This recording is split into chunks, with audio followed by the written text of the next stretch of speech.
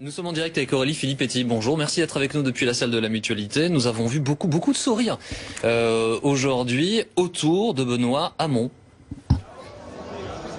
Oui, il y a un grand rassemblement avec un grand nombre de personnalités, notamment Christiane Taubira, Anne Hidalgo, mais aussi des ministres importants et puis les candidats à la primaire. Donc ceux qui faisaient le pari de la désunion de la gauche en seront pour leurs frais. Moi, je suis heureuse de voir que tout le monde, à l'image des électeurs qui se sont déplacés en nombre à la primaire, tout le monde a envie que cette gauche soit au deuxième tour de l'élection présidentielle. Est-ce qu'il y avait objectivement tout le monde nécessaire à l'union complète de la gauche, Aurélie Filippetti, pour faire en sorte que Benoît Hamon gagne ? Oui, vous savez, aujourd'hui, on est dans des circonstances en France extrêmement particulières. On voit une droite très affaiblie avec l'affaire Fillon. On voit la menace du Front National qui inquiète nos concitoyens. Il y a un candidat du centre qui fait des grands discours assez flous et indistincts, assez vagues, sans aucune proposition. Avec Benoît Hamon, nous représentons une gauche qui s'intéresse réellement aux problèmes des gens, qui veut donner des réponses concrètes sur les problèmes qui touchent les Français et sur la manière de construire un avenir désirable.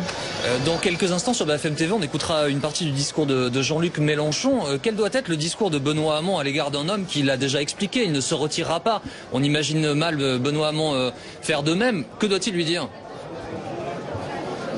Ce qu'il a commencé à dire, c'est-à-dire un appel aux électeurs, à tous les électeurs de gauche, quelle que soit peut-être leur préférence partisane, mais qu'ils écoutent les propositions et qu'ils cherchent aussi finalement le candidat qui pourra les emmener, qui pourra nous emmener la gauche au second tour de l'élection présidentielle.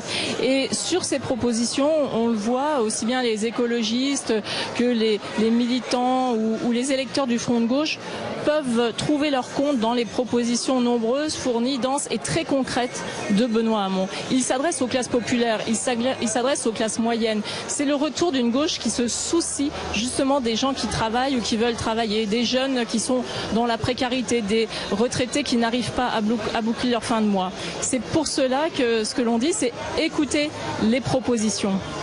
Il y a eu, donc on parle de Jean-Luc Mélenchon, il a eu des mots très durs, Benoît Hamon, au sujet d'Emmanuel Macron, rendant d'ailleurs l'ascenseur à Macron qui a tapé assez fort sur Benoît Hamon hier à Lyon pour son grand meeting. Je vous pose un peu la même question, que faut-il dire, je vais y arriver, pardon, à Emmanuel Macron ?